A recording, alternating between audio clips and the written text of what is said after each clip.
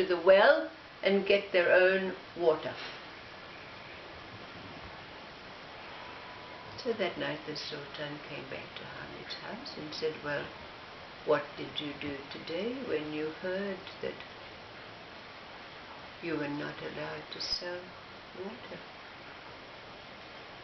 Hamid said, well, I did look up to the heavens and say to Allah, what is this that you want me to do? And just then a group of wood choppers came by. So I asked them, can I join you to chop wood? And I went along with them and I gathered wood, and then I came back to the town. I was able to sell it, and I had enough money for an evening meal to buy our needs. Oh, said the Sultan. So the next day, the Sultan called the captain of his guard, and he said, today I want you to round up all the wood choppers. Give them a uniform and a sword, and they will be the guards at my palace. Well, of course, when the captain of the guards and his soldiers went out, Hamid was one of those who was gathered up and conscripted, given a uniform and a sword, and made to stand at a point along palace walls and stand guard all day. Well, at the end of the day, Hamid found out that guards only get paid once a month. It was the first of the month. So there was going to be no money forthcoming for one whole month. How was he going to eat? How was he going to take care of his wife?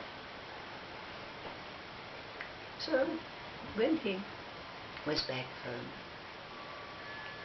he happened to look over, and there was the sheath with the sword that had been handed out to him. And he had a thought.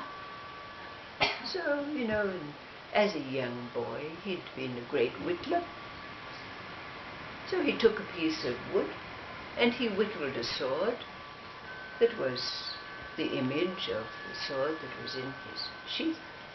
And he went out and sold the sword. He had enough money for a whole month.